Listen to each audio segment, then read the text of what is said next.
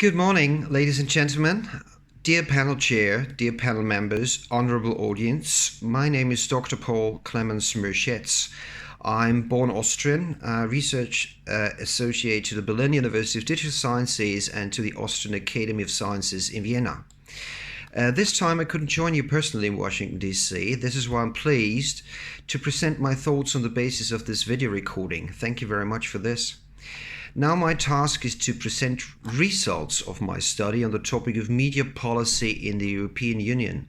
And what I will do is presenting a synoptic overview of the legislative framework of the EU's audiovisual and media policy.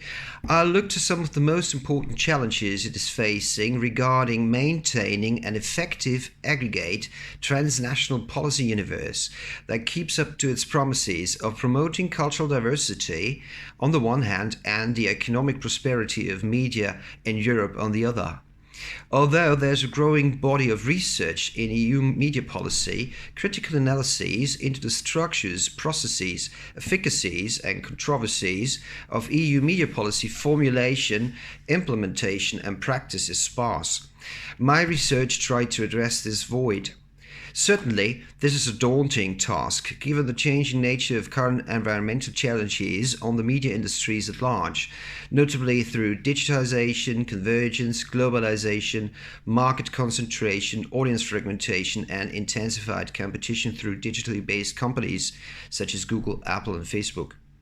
Nonetheless, research on these challenges and how they affect the efficacy of policy instruments applied has become ever more important should the European project survive its institutional crises and hence overcome the general atmosphere of disillusionment on many levels.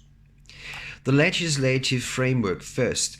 The EU's legislative media policy framework consists of institutional bodies, rules, instruments, actors, capacities, venues, and effects, hence a whole ecosystem, and is implemented by the European Commission, EC, which represents the interests of the EU, and is one of the three main institutions involved in EU legislation besides the European Parliament and the Council of Europe. It is active in the following four main areas. First, the key piece of legislation in this field is the Audiovisual Media Services Directive, abbreviated as AVSMD. AVSMD aims at creating an effective single market in Europe for audiovisual media. It aims at harmonizing the rules of the 28 national and subnational jurisdictions. Its objective is to achieve an internal market in audiovisual media services while protecting the interests of children and minors and enforcing public interest objectives such as diversity and quality. Second, media-specific funding programs to stimulate the production and distribution of AV media services, such as, for example, the Creative Europe program, to complement national support systems, that is, state aid schemes for print and audiovisual media, instruments that are confronted with the difficulty in balancing economic goals in European media policy issues with cultural and public interest objectives again. Third, policies to enforce media literacy and media pluralism. The EU considers media literacy to be an important factor for active citizenship in today's information society. And fourth, policies to promote online distribution of content to improve the environment for online creative content and promote the digital single market, whereby the EC's role is to support and protect users and owners of media content, ensure that intellectual property rights are fair for all, and promote the growth of digital distribution. The Audiovisual Media Services Directive. During the 1980s, new developments in broadcasting technologies led to an increase in the number of commercial TV stations in Europe and to their broadcasts being able to be received in several countries. The Television Without Frontiers Directive was codified in 2010 and renamed as the Audiovisual Media Services Directive. The Audiovisual Media Services Directive requires EU countries to coordinate national legislation with each other 2. Create comparable conditions in all countries for emerging audiovisual media, protect children and consumers, safeguard media pluralism, combat racial and religious hatred, preserve cultural diversity, and ensure national media regulators remain independent. Media-specific funding programs, such as creative media. While the print media in Europe have traditionally enjoyed a great degree of autonomy and self-regulation, audiovisual, film and broadcast media has attractive state intervention because of technical matters, spectrum scarcity, but also because of its capability regarding its relevance to the formation of public opinion and the public interest at large and across Europe. However, the organization and function of the media systems are not the same across Europe, for they vary in the way they're funded and structured, their political independence, and so on. These large variations among the media systems stem from different traditions, political cultures, as well as regulatory systems that exist across Europe. Creative Media, Europe and Media. Creative Europe is the European Commission's framework program for support to the culture and audiovisual sectors. Media provides support and funding opportunities for film and TV projects, cinema networks, film festivals, audience development, training and measures for audiovisual professionals, access to markets, distribution, video game development, online distribution, and international co-production funds. Public intervention into press economics is currently undergoing change in various countries. As a result, European regulators of print media are navigating among the contradictions of general expenditure cutting, public austerity budgets to act as a brake on continuing cash subsidies, antitrust laws, and publicly funded operational funds open to public interest journalism, including special grants for new journalistic ventures and startup companies. State aid for film in Europe. Public authorities there are also generously funding the European film industry. The many schemes offered aim at strengthening artistic talent and creativity, safeguarding cultural diversity, fostering European integration, and improving the economic wealth of the film industry and its stakeholders at large. State aid for film covers direct public funding, fiscal incentives, legal obligations for broadcasters to invest in film, as well as guarantee facilities for securing access to private funding. Overall, results show that Europe is more actively engaged in supporting its film industry than ever. Public service broadcasting. There's government grants to public broadcasters, which are exempt from EU's strict rules on state subsidies if the funding is used for public service goals and does not unfairly disadvantage private sector broadcasters.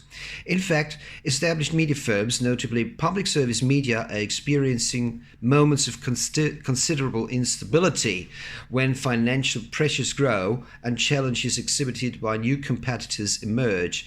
Content proliferates, audience behavior shifts, advertising revenues decline, budgets allocated to public service media are reduced.